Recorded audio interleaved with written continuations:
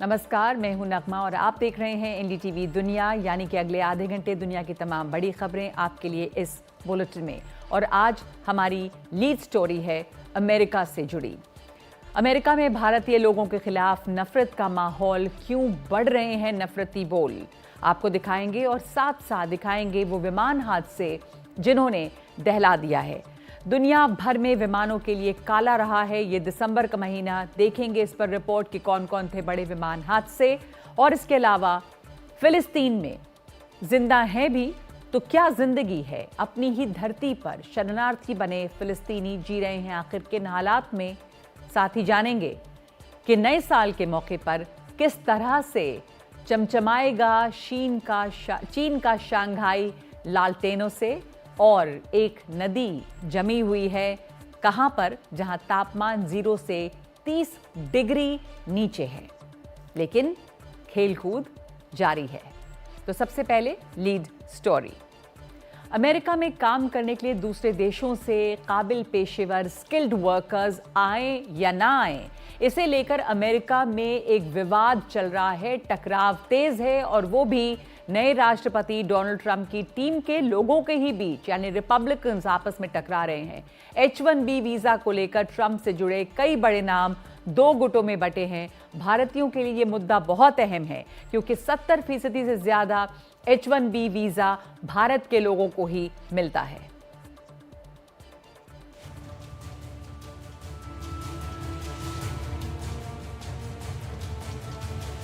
Michigan के Democrat Shri थानेदार को शायद पहली बार रिपब्लिकन्स के इतने कड़े रुख का सामना करना पड़ा होगा। वीजा प्रोग्राम को लेकर अपने रुख पर उनको मेक अमेरिका ग्रेट अगेन यानी मागा समर्थकों यानी ट्रंप की टीम के बहुत से लोगों ने ट्रोल कर दिया। किसी ने लिखा, क्या मैं आपके लिए मुंबई का टिकट खरीद दूं? बेशक सिर्फ जाने के लिए, आने के लिए नहीं। किसी ने कहा, अपने देश वापस जाओ और वहां काम करो। लेकिन सवाल यह है कि ट्रंप के जीतने के बाद और शपथ लेने से पहले ये नफरती बयान क्यों सामने आ रहे हैं? क्या भारत के कुशल कामगारों के बगैर अमेरिका का काम चलेगा? क्या बाहरी लोगों के दम पर ही अमेरिका ने इतनी तरक्की नहीं की है? इन सवालों के बीच 20 जनवरी को अमेरिका के राष्ट्रपति की शपथ लेने वाले डोनाल्ड ट्रंप ने उस H-1B वीजा को लेकर अब यू टर्न ले लिया है, जिसे लेकर सारा विवाद खड़ा हुआ। ट्रंप कह रहे हैं कि वो H-1B वीजा के समर्थक हैं। ये एक बेहतरीन प्रोग्राम है। दरअसल H-1B के तहत विदेशी पेशेवर अमेरिका की कंपनियों में काम करने के लिए आते हैं। इसका सबसे ज्यादा फायदा लेने वालों में भारत है। 2022 में H-1B तकरीबन 73% भारतीयों को मिले। चीन दूसरे नंबर पर रहा, जिसके लोगों को 12.5% H-1B वीजा मिले। इसके बाद कनाडा और दक्षिण कोरिया का नंबर आता है। फिलहाल 65,000 लोगों के लिए H-1B वीजा जारी किए जाते हैं। ये वीजा 3 बरस के लिए होता है और इसको 3 और साल के लिए बढ़ाया जा सकता है। ट्रंप इसके समर्थन में खुलकर आ गए हैं, लेकिन उनके समर्थक बटे हैं। कुछ समर्थक जानते हैं कि बाहरी लोगों के बगैर देश नहीं चलने वाला, लेकिन कुछ जो मेक अमेरिका ग्रेट अगेन के एक पहलू को ही देख रहे हैं, उनको लगता है कि सिर्फ देश के लोग ही देश को बचा सकते हैं या उन्हीं को पहला मौका मिलना चाहिए। लेकिन अच्छी बात यह है कि ट्रंप सब जानते हैं। और हमारे साथ इस पर बात करने के लिए जुड़ गए हैं डॉक्टर संपत शिवानगी, जो कि रिपब्लिकन समर्थक हैं। बहुत बहुत धन्यवाद आपका समय के लिए। ये टकराव रिपब्लिकन्स के अंदर बहुत जोर शोर से है। रिपब्लिकन्स आपको लग रहा है कि बढ़ गए हैं इस पर? इलॉन मस्क और ट्रंप अब H-1B वीजा का समर्थन कर रहे हैं और अब तमाम भारतीय मूल के लोग इसे लेकर क्या सोच रहे हैं? रेसिस्ट कमेंट्स भी बहुत ज्यादा आ रही हैं सोशल मीडिया पे। डॉक्टर संपत। H-1B वीजा तो 50 वर्ष से चल रहा है। We have many discussions actually. 4 वर्ष के पहले मैं यूएस सीनेट में बिल भी इंट्रोड्यूस किया कि H-1B should not be banned. H-1B students, children वो 21 वर्ष के होते हैं ना, they have to leave the country and go back to their own native place. तो ये सब बहुत गड़बड़ है। इलॉन मस्क कभी नए आए हैं, ट्रम्प का बहुत साथी हैं, क्योंकि he has given $250 million Elon funding. Musk और डोनाल्ड ट्रंप H1B वीजा को सपोर्ट कर रहे हैं, लेकिन उनके ही कैंप में दूसरे लोग जैसे लॉरा लूमा, इस तरह के कई लोग, निकी हेली, जो कह रहे हैं कि ये मेक अमेरिका ग्रेट अगेन के खिलाफ जाता है। आप प्रायोरिटी नहीं दे रहे अमेरिकन वर्कर्स को, आप टेक बिलियनर्स को समर्थन दे रहे हैं। क्या सोच रहे हैं इस पर भारतीय? क्या भारतीयों के खिलाफ माहौल बन रहा है? भारतीय इंडियंस के लिए we are the highest number of H1B visa holders में अमेरिका में। So they are jealous of Indians occupying the highest post in each company में। तो उनको होता है, but the president has to stand tough on his words and his desire. कैसे लेके जाएंगे फ्यूचर में, how to bring America to the forefront of technology. Indians बहुत काम किए इसके बारे में। अभी आप देखिए, including Microsoft chairman, he was on H1B visa. Google का चेयरमैन है, वो भी he came on H1B visa. So if we didn't have H1B visa, can America can survive without H1B visa? नहीं हो सकता है। इसलिए H1B visa is very important. Actually I introduce Indian workers, अगर अमेरिका को बड़ा बनाना है तो हाई स्किल्ड इंडियन वर्कर्स या हाई स्किल्ड इंडियन प्रोफेशनल्स चाहिए वहां पे, ठीक है। लेकिन सोशल मीडिया पे जो हेटरेट दिख रहा है या जो एक्सचेंज ऑफ वर्ड्स है between Laura luma and also Elon Musk, तो भारतीयों के लिए इस वक्त वहां पर ये काफी, और अब ये रिपब्लिकन्स में ही मागा वर्सेस मागा हो रहा है। तो जो मागा के कचहरा थे वो ट्रम्प थे, और ये कह रहे हैं अब कि आपने धोखा दे दिया इसको। टाइम लगेगा। अब 19th of January when Trump takes over on 20th को शपथ लेंगे नहीं। We are meeting him on 19th of January in Mayfair hotel में। ट्रम्प साहब को मिल रहे हैं सब इंडियन लोग। Indian diaspora are giving a big party to President Trump, and this will be the main topic of the subject of H1B visa. I mean, we are the most affected people in the world is भारतीय लोग हैं। उनके लिए H1 visa का कुछ तकलीफ हो गया तो अमेरिका विल सफर। जी, तो अमेरिका, आप कह रहे हैं कि ट्रम्प से आप लोग मिलने वाले हैं और इस बात को उठाना पड़ेगा क्योंकि भारतीयों पर इसका सबसे ज्यादा असर होगा। धन्यवाद आपका doctor Sampat Shivangi. Make America great again Trump का चुनावी पिच रहा है। वो उसके पोस्टर बॉय रहे अमेरिका फर्स्ट के, लेकिन उनके राष्ट्रपति बनने से पहले उनकी रिपब्लिकन पार्टी में तू में हो रही है। एक खेमा वो है जिसे लगता है कि ट्रम्प और मस्क अमेरिका के वर्कर्स को नजरअंदाज कर टेक अरबपतियों को तरजीह दे रहे हैं।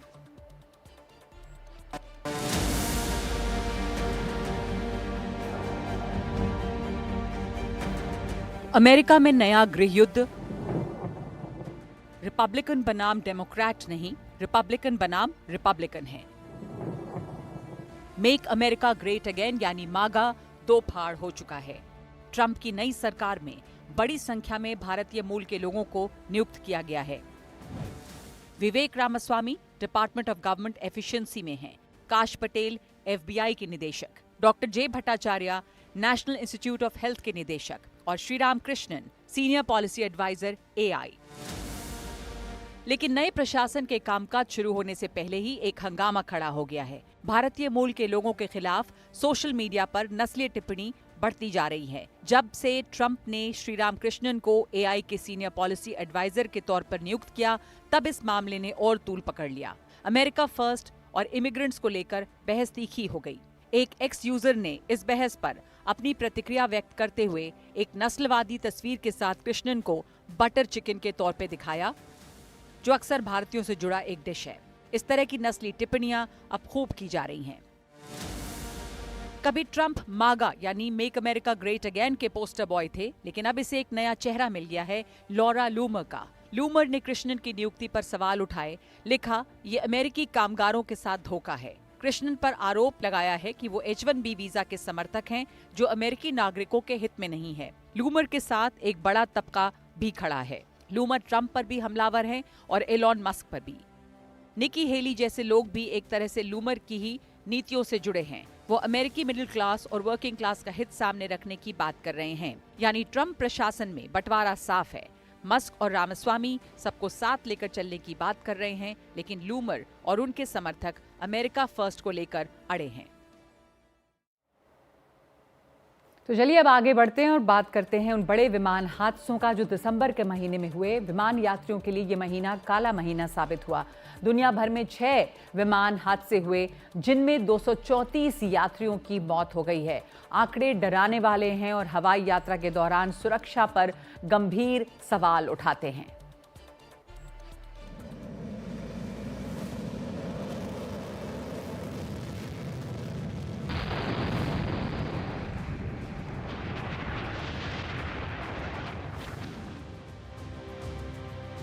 दक्षिण कोरिया में मुआन, कजाकिस्तान में अक्ताऊ, ब्राजील में ग्रामाडो, पापुआ न्यू गिनी, अर्जेंटीना में ब्यूनस आयर्स और अमेरिका में होनोलुलु।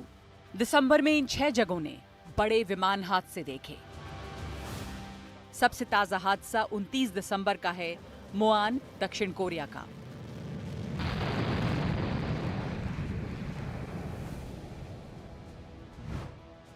जब विमान रनवे से आगे निकल गया, लैंडिंग गियर फेल होने से हुए हादसे में 179 यात्रियों की मौत हुई।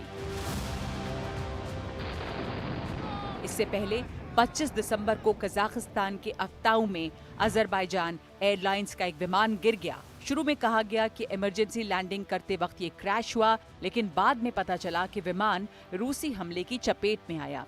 इस हादसे में 38 लोगों की मौत हो गई और 28 लोग बच भी गए।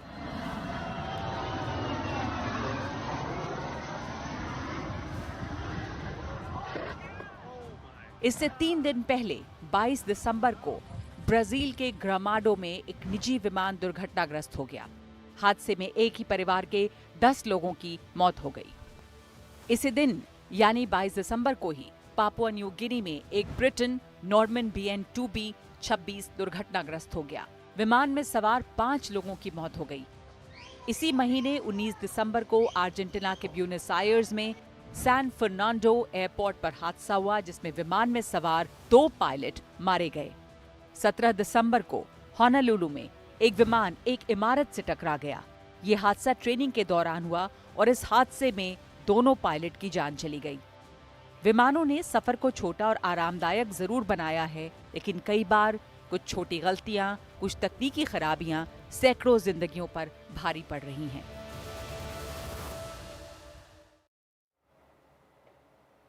कोरिया के इस विमान हादसे में मारे गए लोगों को दक्षिण पश्चिम कोरिया के मुआन काउंटी में श्रद्धांजलि दी गई।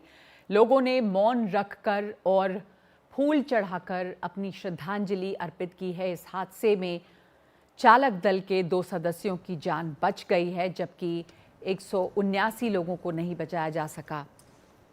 इन लोगों में से 88 की पहचान हो चुकी है। यह हादसा दक्षिण कोरिया के विमान हादसों के इतिहास का सबसे बड़ा हादसा रहा। इससे पहले 1993 के विमान हादसे में 66 लोगों की मौत हुई थी। और अमेरिका के पूर्व राष्ट्रपति जिमी कार्टर का 100 साल की उम्र में निधन हो गया है। जिमी कार्टर अमेरिका के 39वें राष्ट्रपति थे। वो 1977 से 1981 तक अमेरिका के राष्ट्रपति रहे। उनका निधन अमेरिका के दक्षिणी राज्य जॉर्जिया में उनके घर पर हुआ। जिमी कार्टर 1978 में भारत के दौरे पे आए थे और हरियाणा के गांव दौलतपुर नसीराबाद का दौरा किया था। उनके दौरे के बाद गांव का नाम बदलकर कार्टरपुरी रख दिया गया। आज उसी गांव में पहुंचे हमारे सहयोगी पल्लव मिश्रा। अमेरिका के पूर्व दिवंगत राष्ट्रपति जिमी कार्टर का रविवार को 100 साल की उम्र में निधन हो गया। उनके निधन के बाद पूरी दुनिया में, खासकर अमेरिका में शोक की लहर है। लेकिन जिमी कार्टर का भारत के साथ एक अनोखा रिश्ता था। हरियाणा राज्य है, वहाँ पे एक गांव है जिसका नाम है कार्टरपुरी और इस गांव का नाम जिमी कार्टर के नाम पर ही रखा गया। ये बताइए कि जब तत्कालीन अमेरिका के राष्ट्रपति जिमी कार्टर यहाँ आए थे, तो आप उस समय थे। अब कैसा माहौल था, और जब वो आए थे तो आपकी मुलाकात हुई थी, क्या कुछ बात हुई थी? माहौल तो ऐसा था, बड़ा खुशी का माहौल था। जितने भी आदमी औरतें थी सब खुश हो रही थी। आज हमारे गांव में जिमी कार्टर आ रहे हैं, उनकी मिसेज उनके साथ थी, उस करके वो और भी ज़्यादा औरतें खुशी थी, हमारी सहेली बन गई। तो हमारे उनका स्वागत किया गया, थाल में हल्दी वो रख के दिया जला के उनके ऐसे घुमा के उनको दिखाया गया। अपने गांव की हिंदुओं की परंपरा के अनुसार सर पे चुनड़ी उड़ाकर उसके ऊपर ईंढी रख के जिसे पानी भर के लाती है और फिर उसका घूंघट निकाल दिया मिसेस जिमी कार्टर का, तो बड़ी खुश हुई।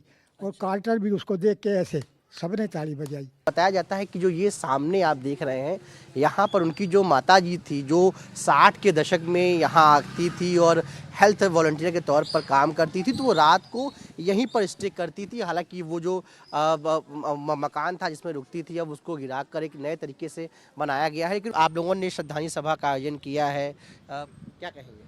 देखिए, जिमी कार्टर जी के गांव नाम से ही हमारे गांव का नाम कार्टरपुरी रखा गया है। उनकी विजिट यहाँ पे हुई थी, तो क्योंकि अब हमारे गांव के साथ में उनका नाता जुड़ा है, तो वो हमारे गांव के ही एक मेंबर हो गए, हमारी फैमिली के मेंबर हो गए, और इसी नाते से हमने ये शोक श्रद्धांजलि रखी है कि भाई हमारे एक गांव का सदस्य का निधन हुआ है।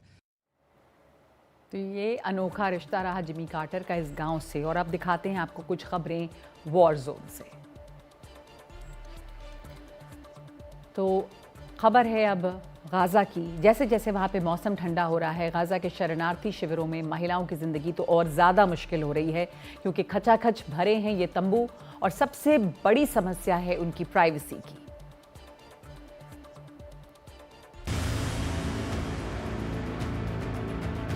गाज़ा पर इजरायली हमलों की वजह से 90% लोगों को अपने घर बार छोड़ने पड़े हैं, और ज़्यादातर इसी तरह के तंबुओं में रह रहे हैं, जिनमें बुनियादी सुविधाएं तक नहीं।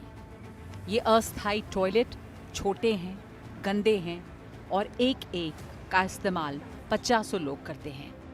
जहां तहां सीवेज का गंदा पानी बहता है, लेकिन पीने के पानी और खाने के सामान की हद से ज़्यादा कमी है। खाने के लिए लंबी लंबी कतारें हैं। कैमरा देखते ही लोग बर्तनों से अपने मुंह छुपाने की कोशिश करते हैं। महिलाओं के लिए तो निजता जैसी कोई चीज ही नहीं रह गई है। बहुत सी महिलाएं हफ्तों एक ही कपड़े में हैं। महिलाओं के लिए हाइजीन से जुड़े सामान बमुश्किल मिलते हैं। जंग के जो हालात हैं, उनको देखकर लगता नहीं कि इन लोगों को जल्द ही सामान्य दिन देखने को मिलेंगे।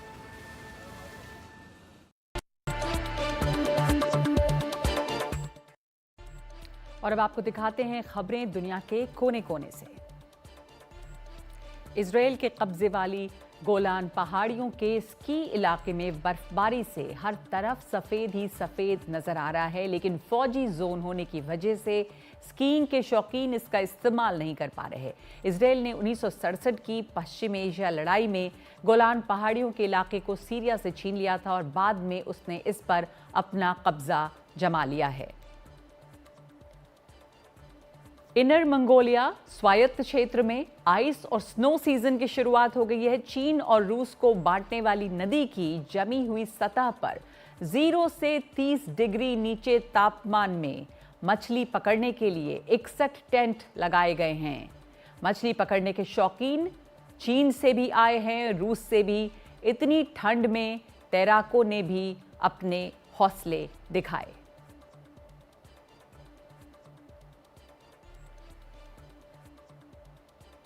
और अब आज का वीडियो।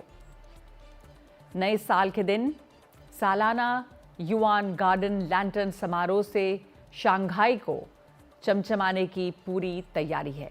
इस बार ईयर ऑफ द स्नेक है राशियों की थीम वाली लालटेनों में युआन गार्डन चमक रहा है। सजावट में जानवर, जंगल और पहाड़ जैसी आकृतियों का इस्तेमाल किया गया है।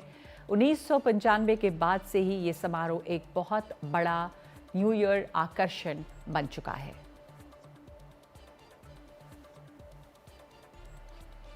तो एनडीटीवी दुनिया में आज के लिए इतना ही। नमस्कार।